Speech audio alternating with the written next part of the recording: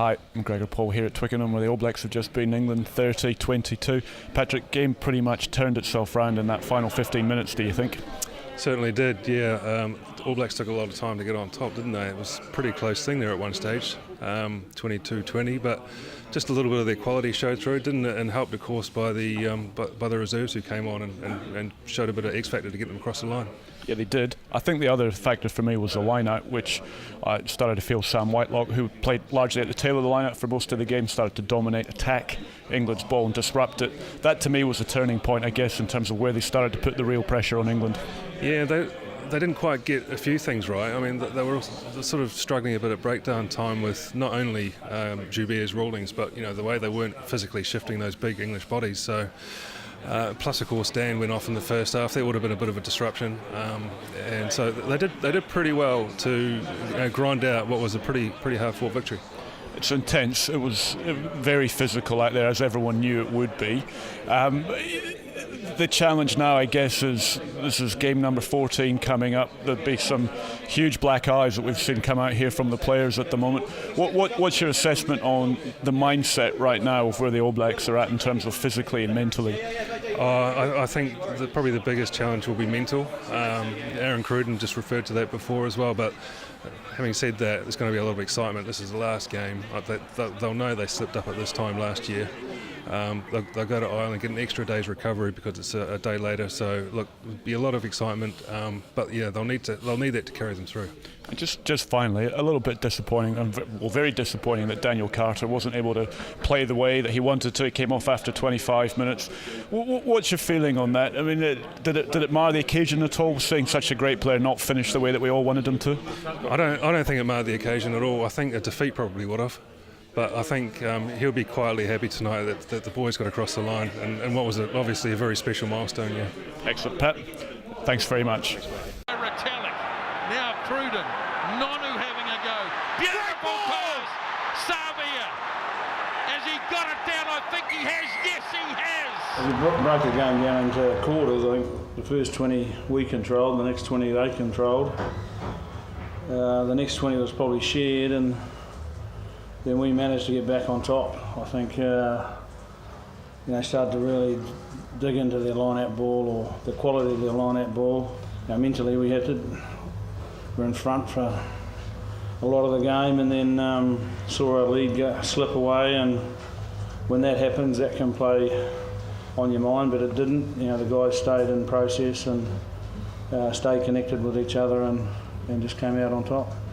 I'm probably frustrated that we were giving away those penalties, and as Steve said, there's times where we thought we were on the ball, but there's no point bitching and moaning. I guess the key that we're going to do is adapt, as we just said.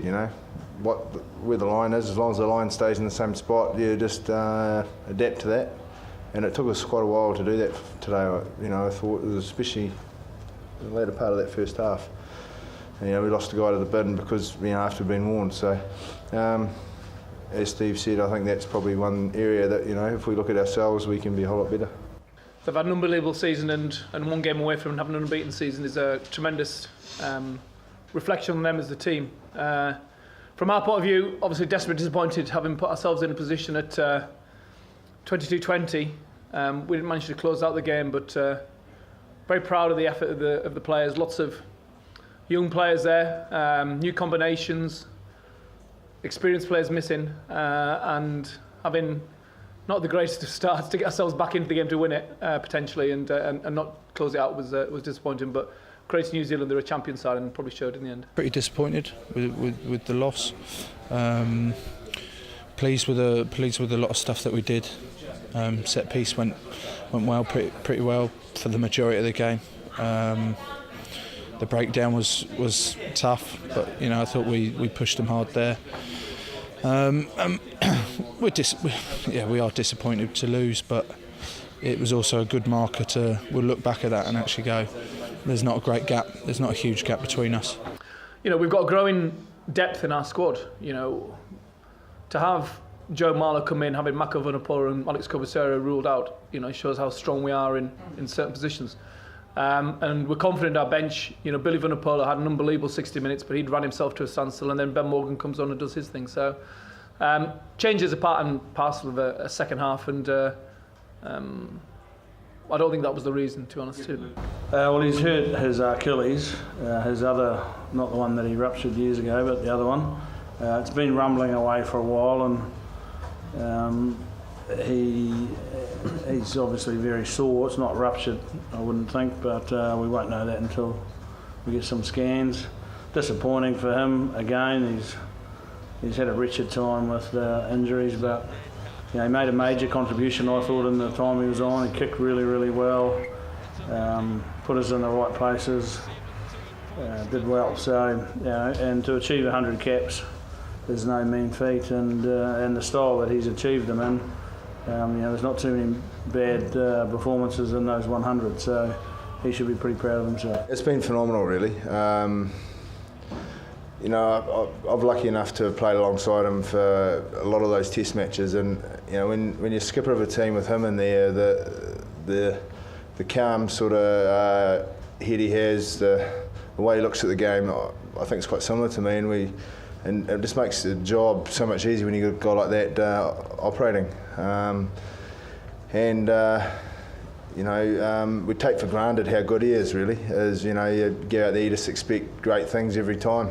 And he's been a big reason that the All Blacks have had success over the years, because he's directed the team better than most.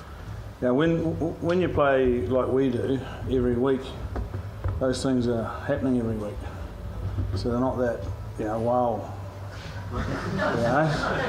But what is important about that offload is that he wasn't trying to do something under pressure from the players, under pressure from the scoreboard. He wasn't trying to do that under pressure without having done it before. So it wasn't a new thing. So it was just natural. It was on, so I'll pass it. And that's what he did. Dan come up to me a couple of days ago and said, apologised, and Dan being Dan, we laughed about it and all those things, and hopefully one day it's on a bottle cap, who played his 50th game when Dan Carter played his 100th. That'd be pretty cool to hopefully be on one. And you'd be happy with your performance, particularly in that second half?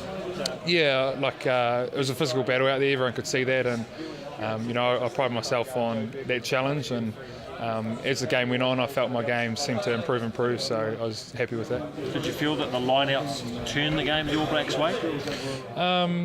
Yes and no. It's always nice as a tight forward to have your set piece running smoothly, and it definitely allows our 9s and 10s and 12s to get into the game and let them control the game better, and I think that's probably what helped. Yeah, it was pretty special. Obviously, the result last year, and a couple of our boys with some huge milestones. It was good to get the win for them. Tell me, how was it though when you saw them go ahead a little bit there? What was running through your mind, and what were people telling you? It was pretty much try and stay calm and not lose our game, and not go away from it and start chasing the game. Really stick to our guns and back our defence, because English played well. They didn't really give us anything, and we really had to work right to the full 80 minutes. Yeah, I'll have one or two, but obviously you've got an 8-day turnaround, and it never stops. There's always the next one, so that's why I'm here, and that's why I love being an All Black and the challenge. So can't wait for the next one. How dangerous do you think this England side could be given another couple of years? Very dangerous. We got some outstanding backs. They've got some strong forwards. As you've seen, their ball carriers are very strong, and they broke a few tackles. And no doubt some of our forwards will be a bit sore. So, they'll be very dangerous in a couple of years. You've got to do that 4 times next year. You know that, don't you? Oh, I don't know. Hopefully.